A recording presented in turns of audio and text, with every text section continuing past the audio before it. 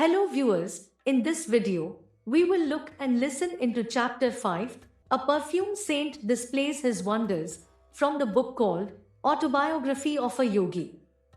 A perfume saint displays his wonders. To everything there is a season, and a time to every purpose under the heaven. I did not have this wisdom of Solomon to comfort me. I gazed searchingly about me, on any excursion from home, for the face of my destined Guru.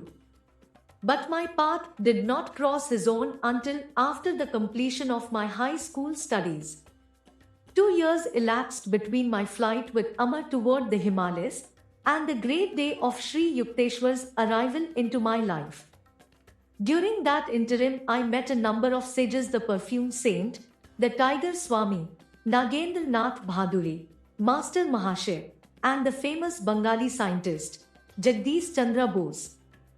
My encounter with the perfume saint had two preambles, one harmonious and the other humorous. God is simple. Everything else is complex.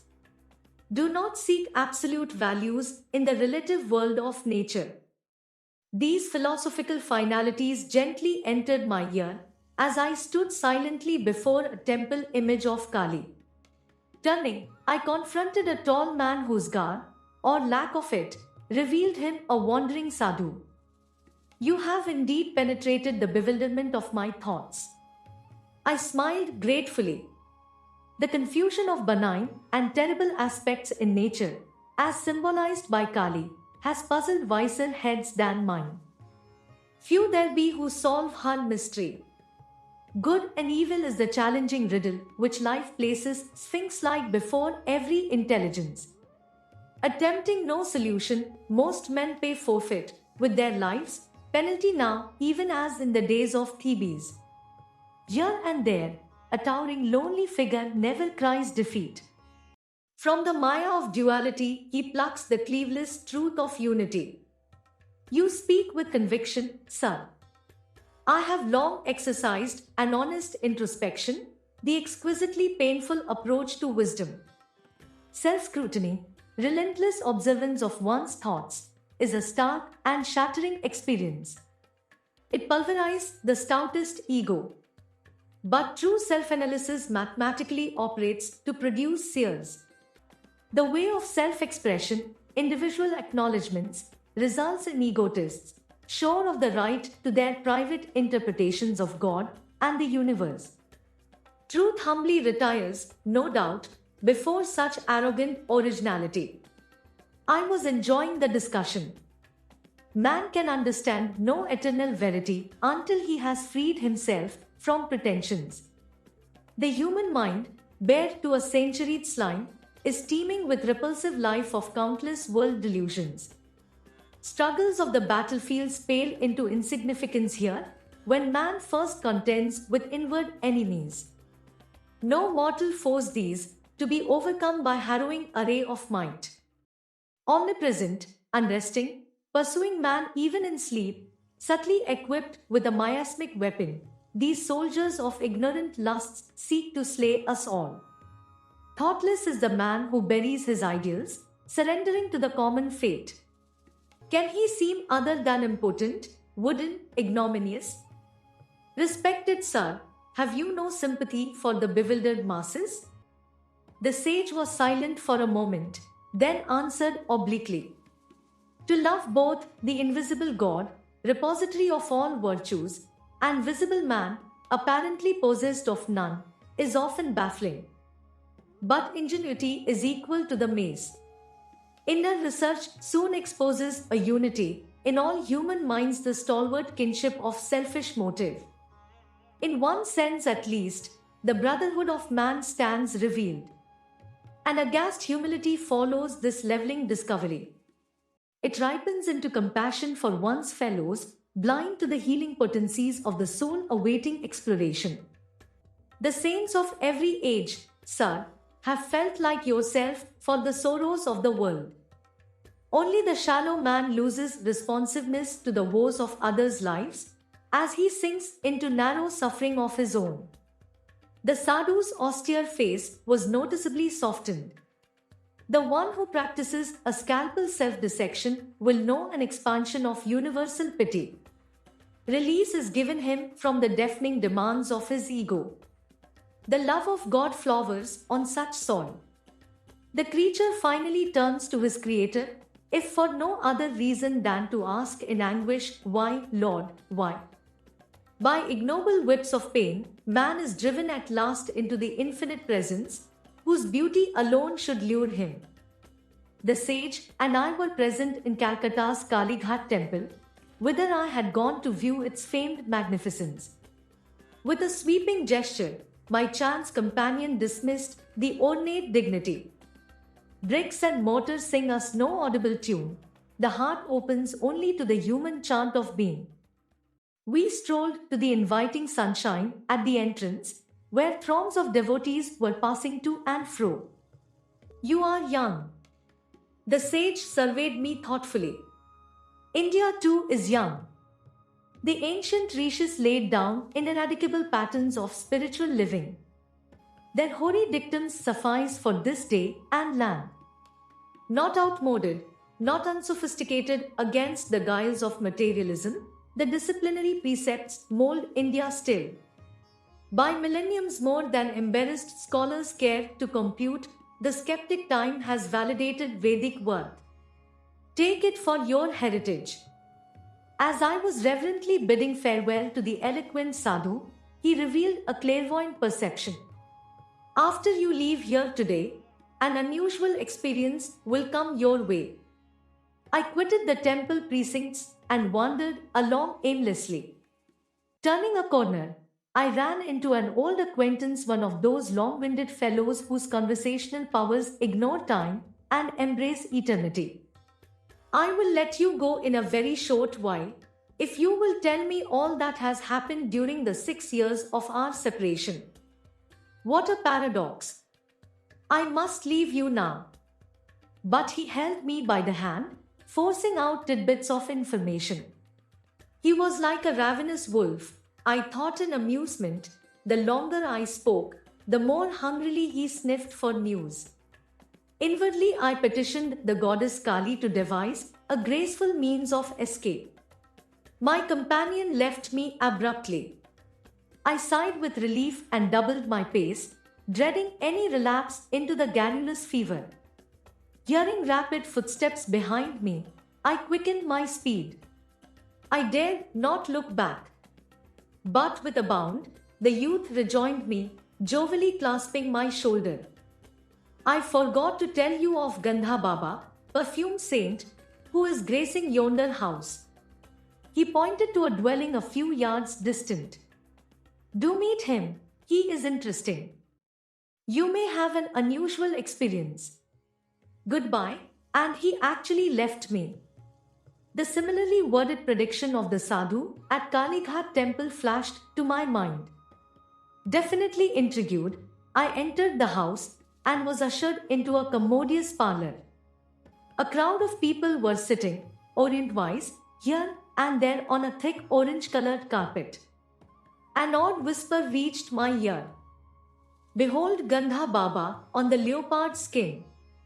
He can give the natural perfume of any flower to a scentless one, or revive a wilted blossom, or make a person's skin exude delightful fragrance." I looked directly at the saint. His quick gaze rested on mine. He was plump and bearded, with dark skin and large, gleaming eyes. "Son, I am glad to see you. Say what you want. Would you like some perfume?" "What for?" I thought his remark rather childish. "To experience the miraculous way of enjoying perfumes. Harnessing God to make odors? What of it? God makes perfume anyway." "Yes, but he fashions frail bottles of petals for fresh use and discard. Can you materialize flowers?" "I materialize perfumes, little friend. Then scent factories will go out of business.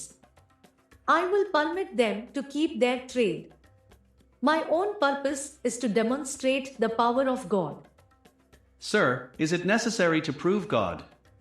Isn't he performing miracles in everything, everywhere? Yes, but we too should manifest some of his infinite creative variety. How long did it take to master your art? 12 years. For manufacturing scents by astral means. It seems, my honored saint, you have been wasting a dozen years for fragrances which you can obtain with a few rupees from a florist's shop. Perfumes fade with flowers. Perfumes fade with death. Why should I desire that which pleases the body only? Mr. Philosopher, you please my mind. Now, stretch forth your right hand. He made a gesture of blessing. I was a few feet away from Gandha Baba. No one else was near enough to contact my body. I extended my hand, which the yogi did not touch. What perfume do you want? Rose. Be it so. To my great surprise, the charming fragrance of rose was wafted strongly from the center of my palm. I smilingly took a large white scentless flower from a nearby vase. Can this odorless blossom be permeated with jasmine? Be it so. A jasmine fragrance instantly shot from the petals. I thanked the wonder worker and seated myself by one of his students. He informed me that Gandha Baba, whose proper name was Vishuddhananda, had learned many astonishing yoga secrets from a master in Tibet. The Tibetan yogi, I was assured, had attained the age of over 1,000 years. His disciple Gandha Baba does not always perform his perfume feats in the simple verbal manner you have just witnessed. The student spoke with obvious pride in his master. His procedure differs widely to accord with diversity in temperaments. He is marvelous. Many members of the Calcutta intelligentsia are among his followers. I inwardly resolved not to add myself to their number. A guru too literally marvelous was not to my liking. With polite thanks to Gandha Baba, I departed. Sauntering home, I reflected on the 3 varied encounters the day had brought forth. My sister Uma met me as I entered our Gurpur road door. You are getting quite stylish, using perfumes. Without a word, I motioned her to smell my hand. What an attractive rose fragrance! It is unusually strong. Thinking it was strongly unusual, I silently placed the astrally scented blossom under her nostrils. Oh, I love jasmine. She seized the flower. A ludicrous bafflement passed over her face as she repeatedly sniffed the odor of jasmine from a type of flower she well knew to be scentless. Her reactions disarmed my suspicion that Gandha Baba had induced an autosuggestive state whereby I alone could detect the fragrances. Later I heard from a friend, Alkananda, that the perfume saint had a power which I wish were possessed by the starving millions of Asia and, today, of Europe as well. I was present with 100 other guests at Gandha Baba's home in Budvan, Alkananda told me. It was a gala occasion. Because the yogi was reputed to have the power of extracting objects out of thin air, I laughingly requested him to materialize some out of season tangerines. Immediately the luchis, which were present on all the banana leaf plates, became puffed up. Each of the bread envelopes proved to contain a peeled tangerine. I bit into my own with some trepidation, but found it delicious. Years later, I understood by inner realization how Gandha Baba accomplished his materializations. The method, alas, is beyond the reach of the world's hungry hordes. The different sensory stimuli to which man reacts tactile, visual, gustatory, auditory, and olfactory are produced by vibratory variations in electrons and protons. The vibrations in turn are regulated by lifetrons, subtle life forces or finer than atomic energies intelligently charged with the 5 distinctive sensory idea substances. Gandha Baba, tuning himself with the cosmic force by certain yogic practices, was able to guide the lifetrons to rearrange their vibratory structure and objectivize the desired result. His perfume, fruit, and other miracles were actual materializations of mundane vibrations and not inner sensations hypnotically produced. Performances of miracles, such as shown by the perfumed saint, are spectacular but spiritually useless. Having little purpose beyond entertainment, they are digressions from a serious search for God. Hypnotism has been used by physicians in minor operations as a sort of psychical chloroform for persons who might be endangered by an anesthetic. But a hypnotic state is harmful to those often subjected to it. A negative psychological effect ensues, which in time deranges the brain cells. Hypnotism is trespass into the territory of another's consciousness. Its temporary phenomena have nothing in common with the miracles performed by men of divine realization.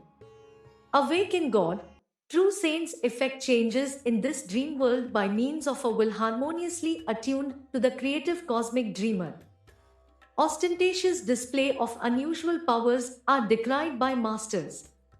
The Persian mystic, Abu said, once laughed at certain fakirs who were proud of their miraculous powers over water, air, and space. A frog is also at home in the water. Abu Said pointed out in gentle scorn. The crow and the vulture easily fly in the air. The devil is simultaneously present in the east and in the west. A true man is he who dwells in righteousness among his fellow men, who buys and sells, yet is never for a single instant forgetful of God. On another occasion, the great Persian teacher gave his views on the religious life thus: to lay aside what you have in your head, selfish desires and ambitions, to freely bestow what you have in your hand, and never to flinch from the blows of adversity. Neither the impartial sage at Kalighat temple nor the Tibetan trained yogi had satisfied my yearning for a guru. My heart needed no tutor for its recognitions, and cried its own bravos, the more resoundingly because unoften summoned from silence. When I finally met my master, he taught me by sublimity of example alone the measure of a true man. Tomorrow, we shall look and listen into the chapter 6, the Tiger Swami.